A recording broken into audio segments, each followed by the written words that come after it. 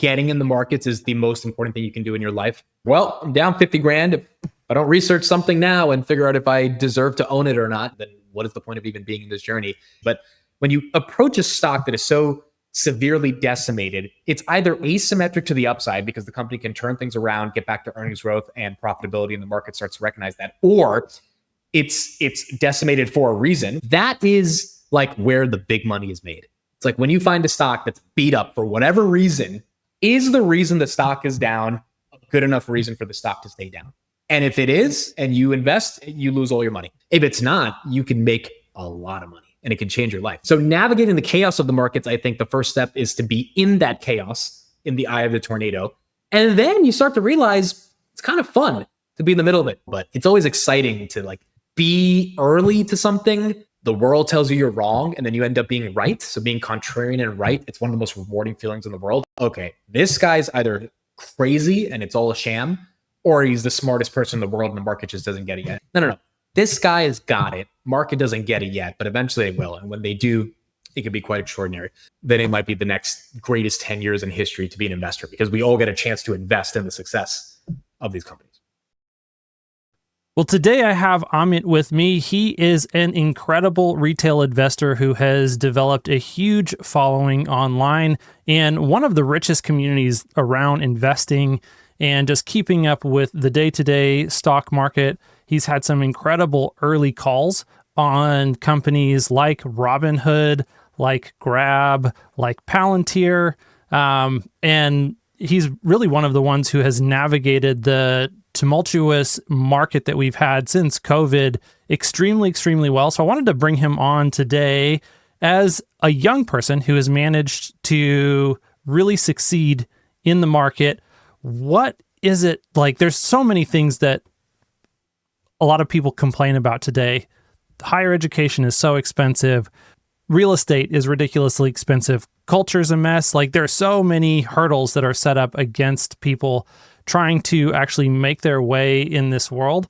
And there's, a huge rise of socialism right now among young people because they feel like there just is no escape for them. There's no way to actually succeed and win in today's America and in today's market.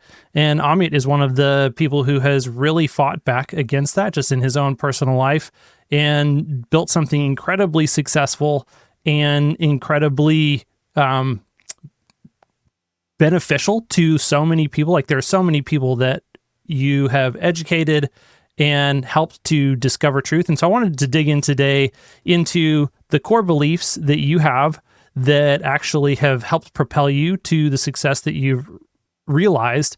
And then also your process for, like, how do you sift through information in this incredibly, just chaotic information landscape with legacy media and social media and all kinds of different people striving to convince you of this thing, that thing, or the other thing, trying to get you to invest all your money in meme coins and get rugged. Like, there are just so many different ways that you can get suckered in this information landscape, and you've managed to navigate all of that so well. So, yeah, thanks for being with me today, Amit.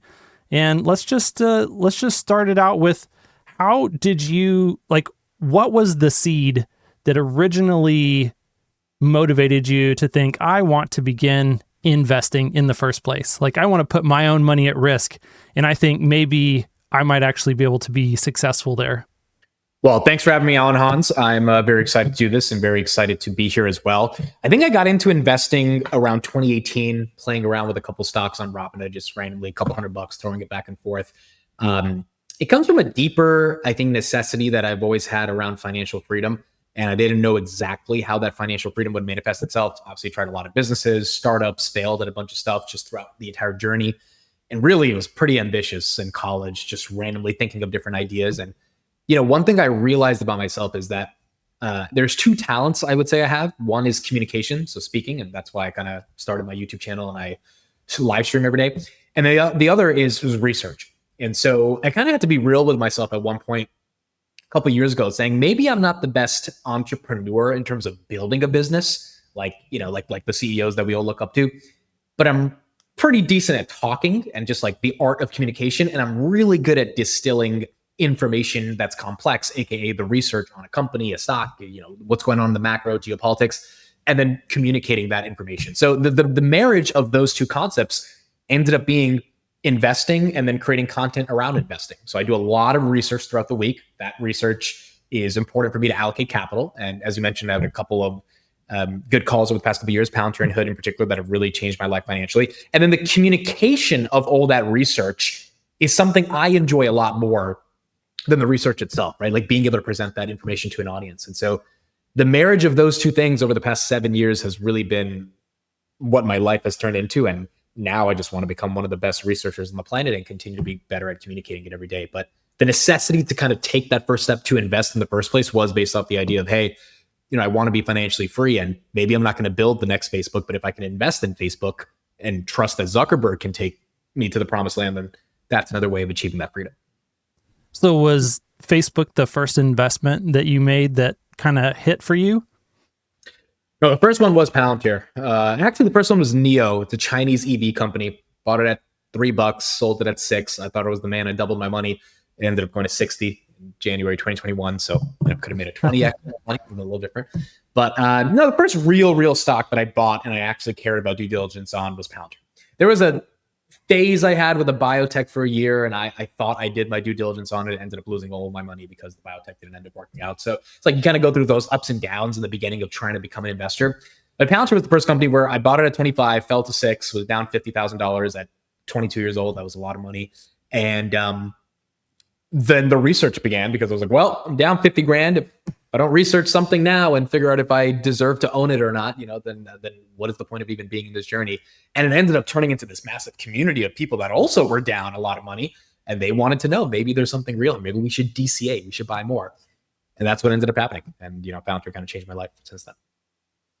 Yeah. And that's been an amazing journey. I didn't follow along with your content super closely during that time, but was, similarly down on on Palantir for a while because I had purchased in, I don't know, I think my cost basis was somewhere around 35 or so, and had to ride it all the way down to 7. But yeah, just like watching the execution of the company, it was one of those things is like the time just hasn't come yet. They are executing extremely well. Karp is a master at what he is doing. And like, I fundamentally believe in what they're building in the way specifically that they're building it. And so anyways, it was a crazy journey, but how did you recognize that was the case? Like, what were your sources of information, and how do you build that conviction? Are you mainly looking at Alex and what he's saying, like public statements by the company? What's the process of your due diligence in your research to really come away with that conclusion that, the stock market doesn't agree with me right now, but I'm actually right, and if I just hold, I'm going to be rewarded? I think for Palantir in particular, it was just such a special journey because it's like there was a good year and a half, call it 18 months of the stock being stuck from like $6 to $7. And, to the people that believed, it felt like the most special company on the planet. And there's kind of a variety of nuances. I think one of the things you mentioned is Alex Karp, the CEO of the company, listening to him talk. I mean, at the end of the day, we're investing in founders and we're investing in CEOs. Some of them happen to be founders, but we're investing in people. And him as a person it was remarkable listening to how he thinks about the world philosophically, listening to his conviction, his confidence, his ability to be charismatic. I mean, I think you need all these traits as a leader, especially if you're going to get people to invest in your company when it's down 90%.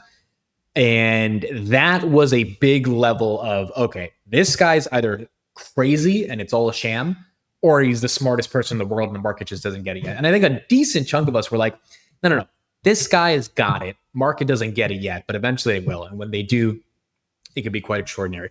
So that, along with the amount of deals that we analyze every day. So back in 2022, I think part of the reason why I grew as a YouTuber is that there weren't that many people analyzing the deals every day. And so every single day, because at the time Palantir was putting out a lot of press releases to try to get people to realize, hey, like we're not some stupid little company, like we're doing real stuff. they would have at least every week 2 or 3 press releases. And so I would break those down and make a video about it, make articles about it, and try to understand it. The stock wouldn't move. The stock, Karp was meeting Zelensky, first public CEO to even go to Ukraine during the invasion, and the stock was stuck. And I'm like, even if you don't think they're making any money off this deal, like you would think the market would be more excited about the fact that this tech company is central or potentially central and pivotal. Now we know that they were, to helping Ukraine defend themselves. But like, no, there was no reaction. So I think in the face of the market not caring, the amount of due diligence that retail investors in particular were able to do on the internet, YouTube and Twitter, that is what created the conviction for a lot of people to hold. And, now the world has figured out the stock is much higher than what it was before, but it's always exciting to like be early to something. The world tells you you're wrong, and then you end up being right. So being contrarian and right, it's one of the most rewarding feelings in the world. And now I've been trying to just find other opportunities that are similar to that. Yeah, it is. I was lucky enough to kind of go on that ride with Tesla from, 20, like I started investing in 2018, 2019, got to ride that ride all the way through 2020, and then have, been digesting ever since then, essentially. And that's, I was still putting in most of my research during the Palantir phase, but I did have this investment that was over to the side in Palantir. And so getting to experience that and allow that then to really, supercharge the returns of the portfolio while Tesla has gone sideways has been, a lot of fun. And I see so many similarities. I mean, obviously there are stylistic differences, a number of differences between an Alex Karp and an Elon Musk, but then there are also like so many similarities. And then even, there's not too many people who can go toe to toe with Elon. Peter Thiel is definitely one of those people. And how many people have can claim that they have ousted Elon Musk as CEO and taken his place? Pretty sure that's a list of one. And having him behind Palantir and what they've been doing and building off of the, that core insight that the whole deal with Palantir, yes, it's, money on the internet. That's fine and dandy. Okay, how do you do that for real in real life at scale? Well, it means you have to be the best fraud detection and fraud fighting force on the internet. And that is the core, engine behind the success of PayPal and then the PayPal mafia. And so it's like, hey, if we can take that and put it in a product that then we sell to the government, and then once we solve all those really hairy problems that no one in the world really wants to deal with, take all those learnings and then apply that to corporate America, I think you might have something there. Sorry, I was muted. Yeah, I agree. I mean, the ability to recognize all the different nuances of how they were building the company, how they were navigating the government side of the business, because Palantir, again, started as a government contractor, as you mentioned, Peter Thiel and his history with Elon Musk after PayPal, which, Elon was part of that PayPal mafia as well. Elon went on to do SpaceX and Tesla, and Peter went on to do Palantir. So two vastly different parts of the spectrum when it comes to business, and the stuff that Peter had to go through to get the government to realize that they need software to modernize the infrastructure of the battlefield, which ended up becoming very valuable in the commercial landscape. And what Elon had to go through to get SpaceX and Tesla off the ground. I mean, it's just two of the greatest entrepreneurs and investors of all time. And I think the cool thing about my journey, your journey, is that we get to cover how they do it, because it's very hard to communicate a Peter Thiel to the masses. And he doesn't make it that easy in his interviews. No, no, he doesn't. And same thing with Elon, right? Elon is Elon. And so the ability to have filtration that is not rooted in mainstream media, but independent people like you and myself that can think for ourselves, that, yeah, we have our biases here and there, but we are not some mega corporation that wants to defend the oil companies, which is why we're bearish Tesla, right? So that I think people really value. And, that's only increasing in terms of the amount of people that want that type of content.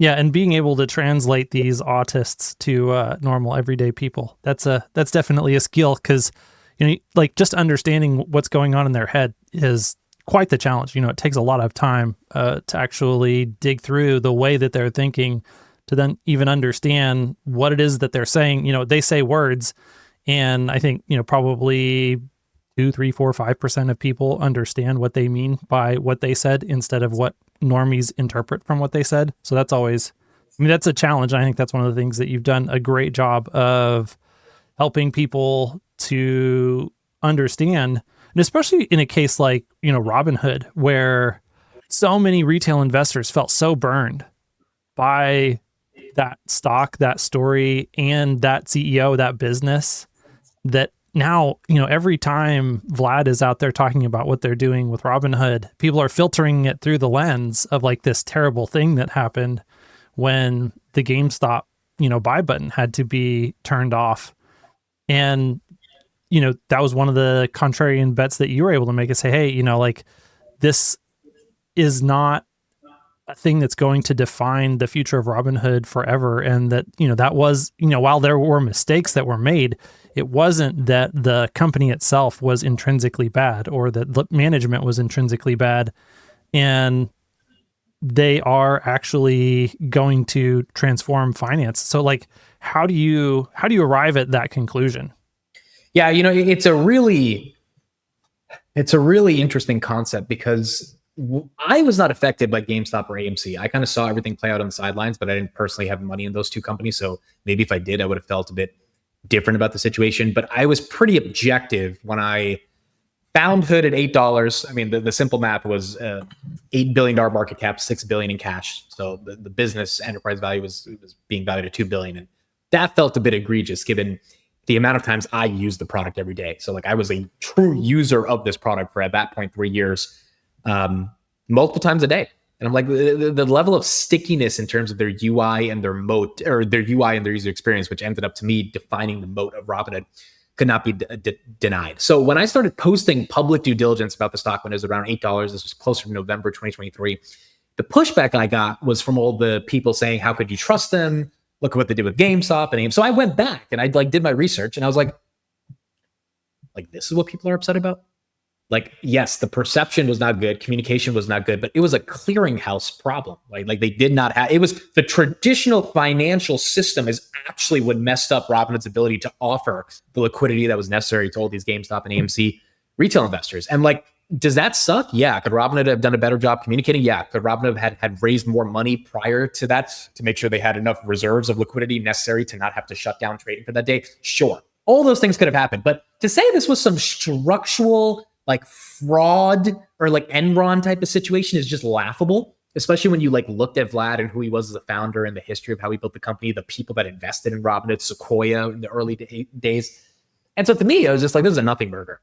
And I'm like, I'm getting to buy this thing at $2 billion enterprise value. And so that's how I was able to look past it. I think a lot of times, and there is a little bit of luck involved because what if it did turn into a big issue? But when you approach a stock that is so severely decimated, it's either asymmetric to the upside because the company can turn things around, get back to earnings growth and profitability, and the market starts to recognize that, or it's decimated for a reason. We kind of saw this with Google at 150 this whole year, right? It was the worst traded Max 7, and now it's at 250 because the DOJ overhang went away. The market started recognizing that their free cash flow does matter. And I think the ability to hold and allocate capital in those moments, saw this with Tesla when it got to 200, Mr. Tim Walls kind of marked the bottom right there. That is like where the big money is made. It's like when you find a stock that's beat up for whatever reason it's beat up for, and then you have to qualify yourself. This is how you know if you're a good investor or not. Is the reason the stock is down a good enough reason for the stock to stay down?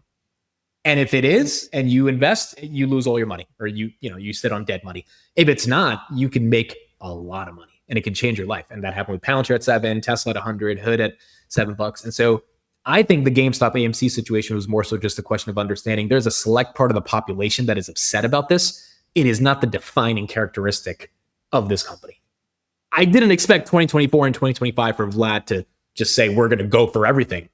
But I expected them to go from 8 to 20, and now they're at 130. And so, Vlad's done a really good job of executing. And so what is it that makes Vlad such a special CEO in your opinion? Like, how does he stack up against an Elon Musk, a Peter Thiel, an Alex Karp, let me go back just for a second because there was a comment I wanted to make about Peter. When you stop and you think about it, this is one of the things that just shows how far ahead of the curve Peter is, and everyone in Silicon Valley recognizes this, including Elon. Peter sees things way earlier than 99.9% of people. And Palantir was his Doge effort that started at the same time that Elon Musk was going off to do SpaceX and Tesla. He's like, government efficiency sucks, and the Patriot Act sucks, and we need to have more security with less, more security and more government outcomes with less erosion of civil liberties and less investment of capital. Like, we can't just continue to spend at these crazy levels on things that produce literally nothing. And yeah, like, I think that drives why he picked Alex as the CEO, is because Alex is so like dogmatically committed to value creation and then capturing, your value downstream of creating value, and having that thought process applied to the government is, like the most counterintuitive thing in all of government. So anyways, sorry. Back to Vlad. Like, how does he stack up to these type of out of the box thinkers? And what's his ultimate vision? Like, what's the magnitude of what he wants to do? I've had some opportunities to get to speak to Vlad. One of the things about Vlad is that I was one of the only people kind of making public content when Hood was $8, and so one thing about Vlad is that he sees everything. I mean, he's very tapped into the culture and sees this stuff. They actually asked me to do the podcast with them in March of 2024, and obviously I wanted to do the podcast. I think it was a really good moment for my career and kind of good for Vlad as well, so people could kind of see him as a human, not just this like GameStop AMC person. But the reason that I reached out is because I was, putting out public due diligence about them. And when I saw him at the studio for the podcast, he said, the reason I wanted to do this is because you understand our company a lot better than some of the institutional guys. And he, given Robinhood's a retail company, to have a retail analyst be able to kind of dissect the company, I just thought for them it made a lot of sense. And it was really cool to kind of go behind the scenes and get to learn about who Vlad is as a person. So having said that, as a person, this guy is an animal. He's ruthless. He wants to kill every competitor. Like, genuinely, he does not want them to exist in the age of it. If he's building a product, he does not want the other competitor to even have a chance of existing if their product exists. So I think the reason why Vlad is special is because there is a certain level of tenacity and velocity of products that he pushes the team to put out there. So Robinhood only have like 2,300 employees. Every employee that I've spoken to, like almost unanimously, has told me they work so hard because Vlad sets the tone, Vlad sets the culture. I mean, I've had multiple employees tell me they work on Sunday nights, when they're not supposed to be working, but they have to get a product out. And he raises the bar so high. I mean, and publicly we've seen this, right? They've done 3 events this year, 3 massive events in Vegas and California and New York, and they're having another event in December. To be able to put up 3 events to show off like 5 to 10 new products in each of those events and to actually ship them and get them out to the door for customers, it's not easy.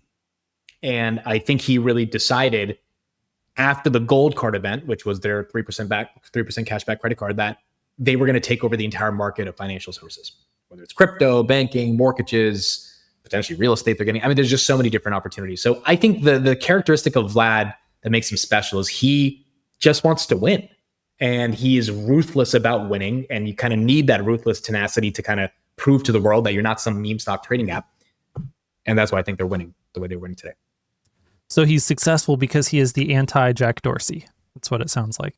That's your words, not mine. But if Jack could not ship an edit button to Twitter after 10 years of running it, there's a level of execution that some of these guys have, and some of these guys just don't have it.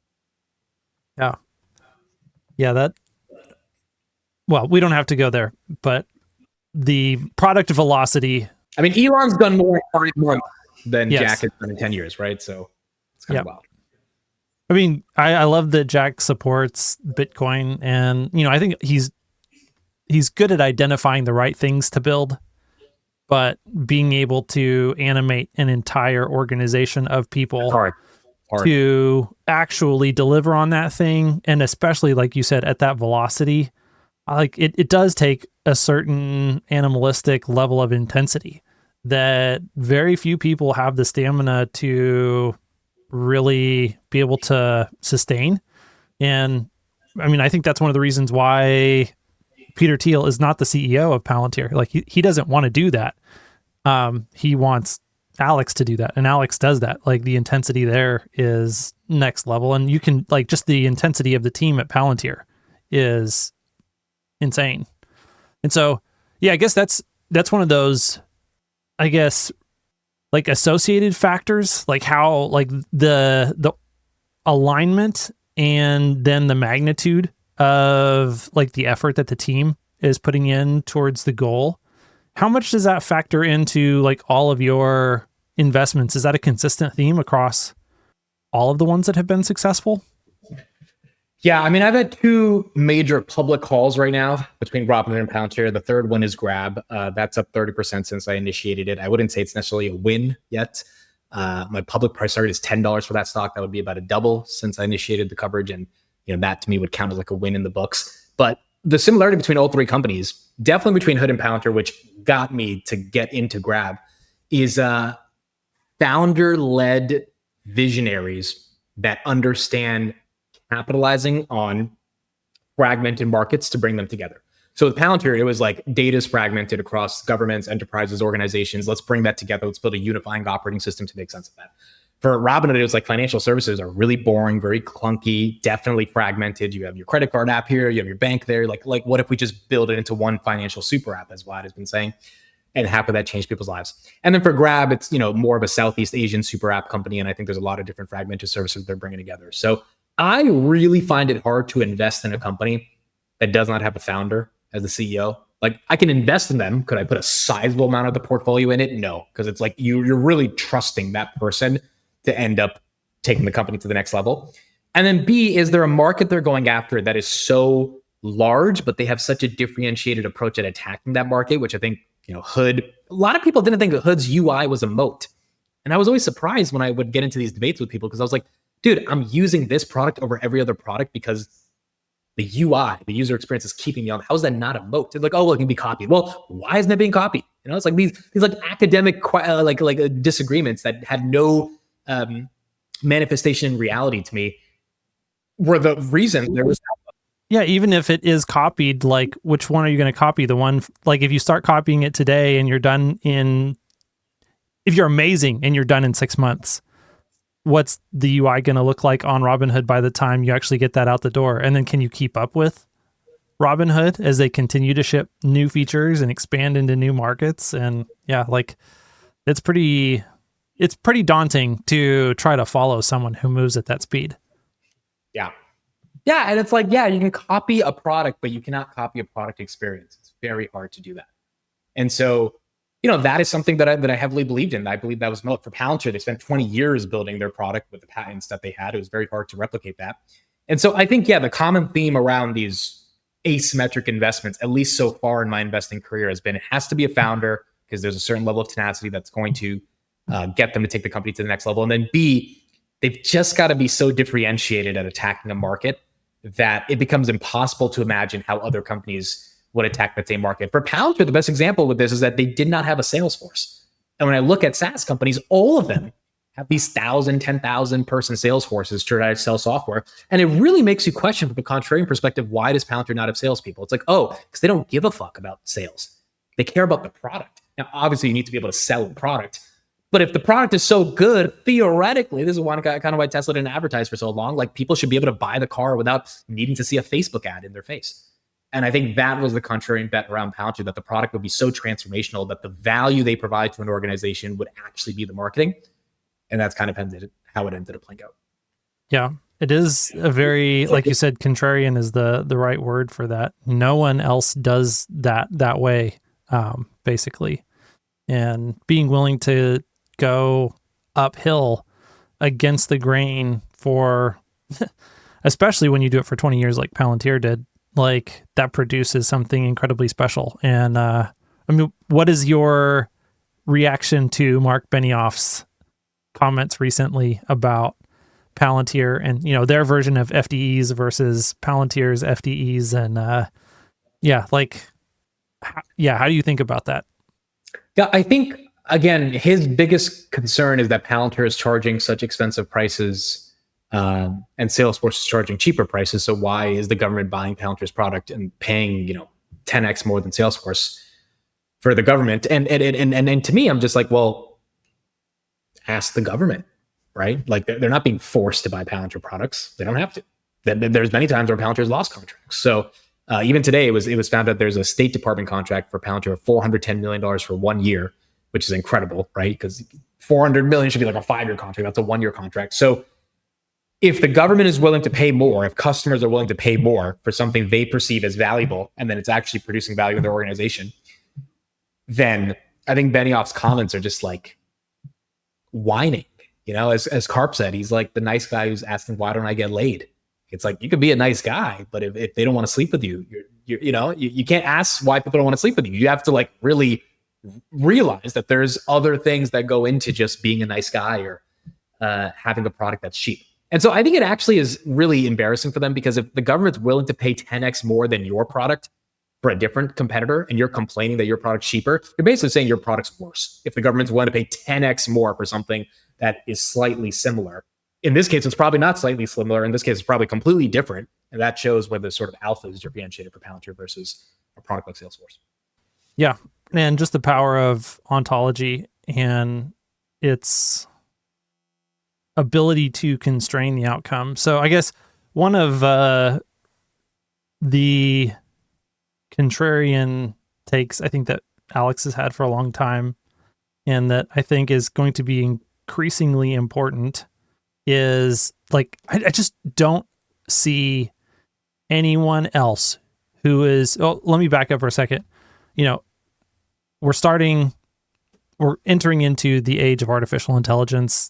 AGI is not too far away. Who knows? Is it 1 year? Is it 2 years? Is it 5 years? Is it 10 years? Whatever it is, it's definitely approaching rapidly, and everyone has their panties in a wad about whether or not we're going to be able to align this thing to keep it in tune with the values of humans. And when I look at the history of technology over the last, thousands and thousands of years, there have really been two forces that have aligned technology with humans. And it is markets and great power competition. And those two things are what have, like, you get the wheel and you use the wheel to transport your hay from here to market, and you also use the wheel to make chariots and go kill some people. And, it just goes on and on from there. And what Palantir is building with ontology, is the ability to constrain the operation of these LLMs, these intelligence intelligence generating digital machines, to provide value in the realm of large businesses. So like huge market actors and government agencies applied to combat. So I don't see anything ontologically in the world that is better positioned to solve AI alignment than Palantir. And it's just, I think it's one of the most incredibly important efforts, and still so misunderstood. No one understands that, even among the Palantir investment community. I don't think, 10% of people kind of get that point. And just where we're going with that and how important it is. And then especially within broader culture, that it's so easy to think that Palantir is like this evil company that needs to, we all need to be afraid of. And the fact that they're willing to work on that problem with boldness and pragmatically too, hey, we've got to actually build real solutions that work in the real world. And all of your fake academic ideas about what a solution would look like, we don't care. We're going to build what actually works. It's just incredible. Yeah, I think the contextual nature of how an ontology actually grounds an organization's business operations within the reality of the truth of the sort of the essence of the organization, and how it gets from just the idea of what the company wants to do or what the government agency wants to do versus the action of doing it. It's really hard. And it sounds kind of simple. It's okay, you just get all the data together, you compile it. But the amount of patents that Palantir has on organizing data, the amount of years it took of trial and error, the amount of companies that fired them because they messed up in terms of really being able to deliver value. It's all manifested in what we're seeing today. And what we're seeing today is a company that is obsessed with delivering value. And the ontology is the unlock for that value. The LLMs, ironically, just make the ontology even better because, the LLMs, Sam Altman and Elon, they're spending billions of dollars to train these models. Palantir is plugging those models into the contextual operating system, the infrastructure of how they understand a company's data, and then making them more effective, more efficient, more margin accretive because the LLMs obviously can start to do things in a faster way. So that is the unlock. I think millions of organizations across the world need it. The company only has 900 customers. One day it'll be 9,000. And that's where the opportunity, even today at these levels, still feels pretty ripe over the next 10 years if they continue to execute. So let's shift gears a little bit. This is building on AI, just being the hottest thing in the investment realm these days. Like, how are you thinking about trying to invest in AI? I know that you've taken a pretty decent sized position in Tesla recently. I would assume that is mostly just based on an AI future thesis. What has your journey with AI investments been? How do you think about people like Jensen Huang, Lisa Su, and what is the feedback that you're getting from your retail investment community around this red hot area of the market? I think that at its core, what I'm starting to hear more and more from people is that AI is a bubble and that it's going to collapse and none of it's real, and that the data center build out is not something that people should expect to be as this grandiose, magnificent fourth industrial revolution. And I think there's actually a lot more pushback than there is excitement, and for good reason, right? People are afraid that their stock portfolios can disappear if this whole thing is fake. I go back to Jensen, Zuckerberg, Elon, Altman, Larry Ellison, Sundar, Nadella. None of these guys are pouring hundreds of billions into infrastructure and capex for fun. That's just not. It's just not a thing. So when you talk to the bears and they're like, "Oh, it's all fake," it's like, would these guys willingly just take net income, free cash flow, and throw it at some random thing off the hope that it's real? It's like, no. And there's a little bit of a prisoner's dilemma here because if one is spending, then the other probably has to spend. But the idea that all of them are wrong at the same time, it's possible. I just find it hard to believe. So when I think of AI, I think of three fundamental sort of paradigm shifts. Number one is humanoid robotics. Number two is self-driving. And number three is personal assistance. Obviously, Tesla, humanoid robotics and self-driving might be the biggest verticals out of those three, and Tesla might have a pseudo monopoly on both of them, which would be incredible.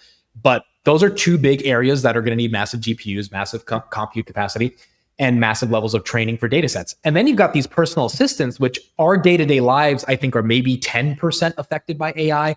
It's 100% affected by the internet. At one point, it's going to be 100% affected by AI. And the amount of times that we touch a product, or we talk to a product, or we engage with a product that is rooted fundamentally in artificial intelligence just means Nvidia is likely going to be selling more chips.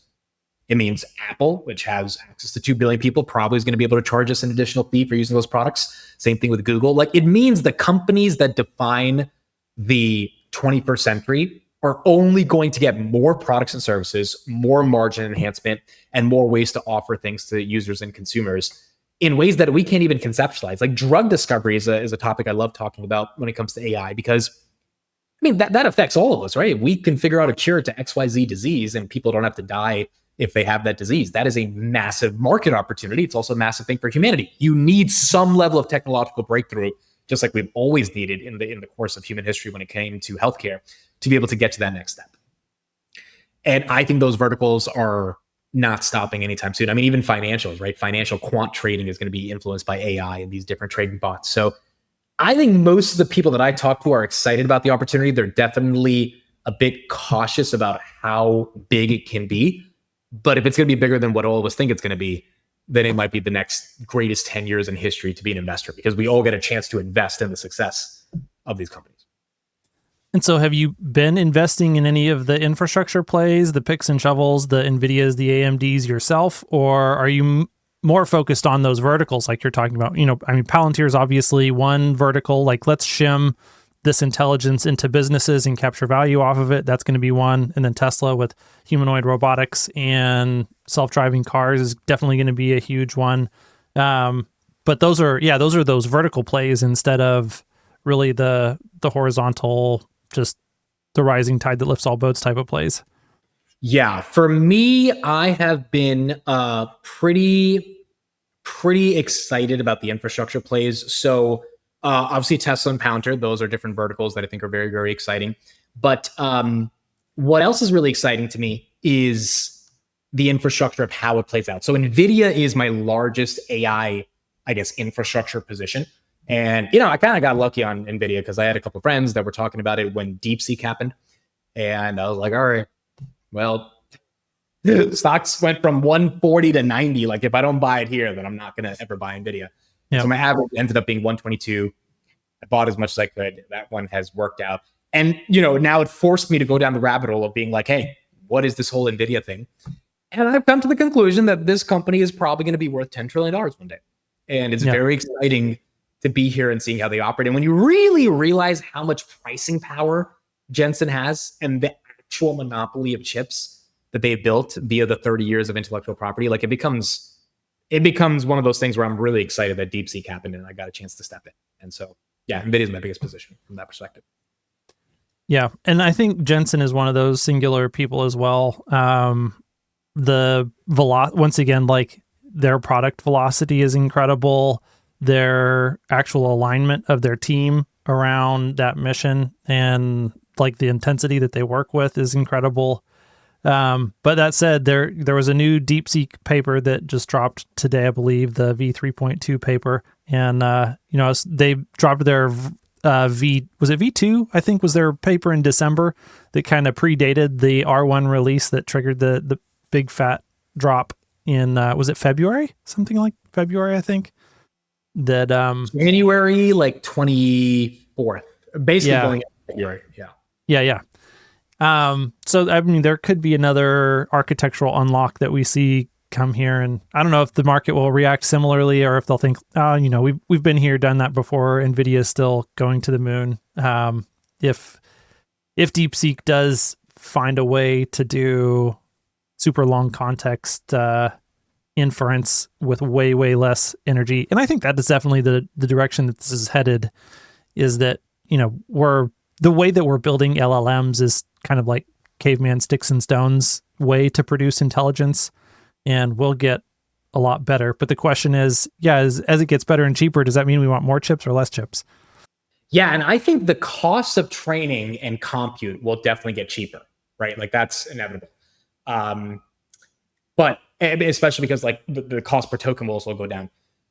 But like the amount of compute that will be needed, to get a GPT-9 or a Grok 7, like it's just going to be, I think Elon, Altman, Ellison, they've all acknowledged like this is simply going to take more capacity, more compute. We don't have enough of it. That's why players like Nebius and CoreWeave and Iran are getting into the mix, because they're going to be the companies that help these hyperscalers ultimately scale.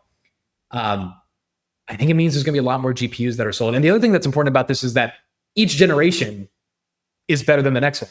And every hyperscaler needs to have the latest generation. So like iPhone 17, GPU 25 eventually is going to happen. And that just means there's a massive opportunity for NVIDIA, I think, over the next.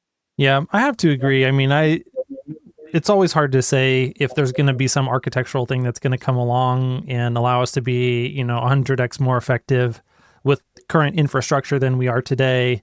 But yeah, that arms race dynamic that you're talking about between OpenAI and Elon and Google especially, and then you could definitely throw Zuckerberg in the mix, but I think primarily that is the three-way race that is that Jensen is making sure is still a three-way race. It almost looked like potentially Elon and Google were just going to be in a two-way race to AGI if Sam couldn't raise the funds to continue to put up data centers that can compete.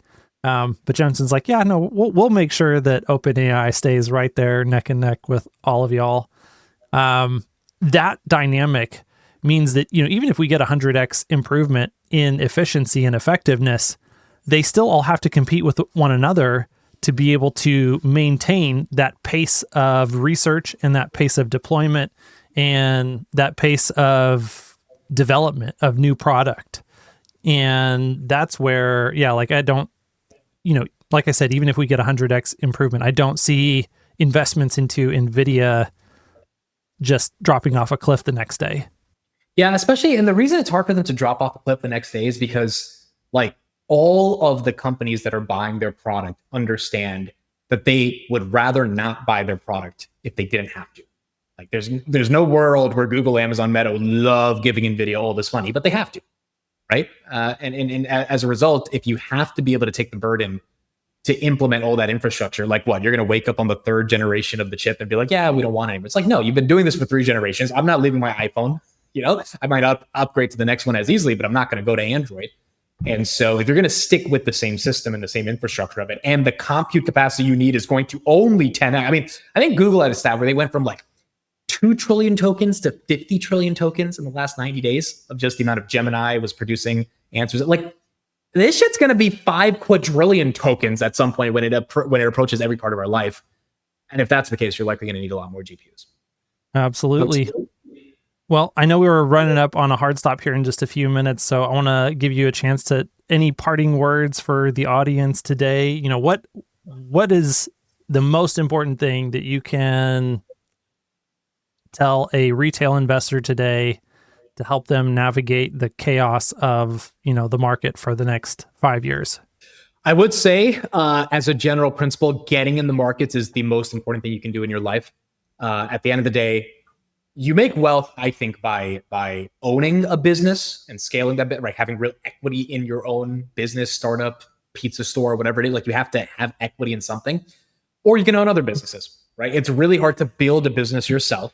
So the easier thing to do is work a 9 to 5, get some income after all your expenses, whatever money you have available, to put that into something that can compound. Because if you put it into a savings account or a checking account, it's not going to do anything. And so being in the markets in and of itself is the most important. The second thing I would say is that recognizing this is the most important technological shift we've had in the history of humanity. And that's not an understatement. And if you believe it's an understatement, there's just more research that has to be done on what is actually happening. And you don't have to trust me. You can look at big tech and look at the amount of free cash flow they're spending on this tech revolution. Being allocated to that in some way, whether it's just the S&P 500, the NASDAQ, which is a composite of the 100 most important tech companies, whether it's Tesla's or Nvidia or Amazon, these are companies that are global behemoths. They are not going anywhere forget the next 5 years, for the next 500 years. And as a result, being invested in the markets simply is the solution to a lot of times wondering what to do with your capital. Whether it's 10,000 or 10 million that you have, it's got to have some type of allocation. So navigating the chaos of the markets, I think the first step is to be in that chaos, in the eye of the tornado. And then you start to realize it's kind of fun to be in the middle of it, because this headline comes out and your stock's down $3 and you're like, holy crap, what's going on? It forces you to recognize what's happening. Then Elon tweets something and the stock's up 10% and you're like, well, what's just happened? And like, Elon buys $1 billion worth of stock. Elon's buying $1 billion worth of, he bought it at a worse price than me. Like, it becomes this fun game. And I think that game has real implications on people's financial lives, but it's different than sports or pop culture, where everything you're paying attention to has no impact on you. Everything you're paying attention to in the markets has an impact on your literal net worth. And that's very exciting. And I would say wake up every day and embrace that chaos and that challenge. I love it. Those are great parting words. So everyone, if you haven't found Amit on X and on YouTube, you should definitely do that. You can find him at Amit Kukreja. We'll put links in the description below for both of those. And have a great day. And enjoy the chaos, because it's only going to get more chaotic and more enjoyable every single year from now moving forward. All right. Thank you, man.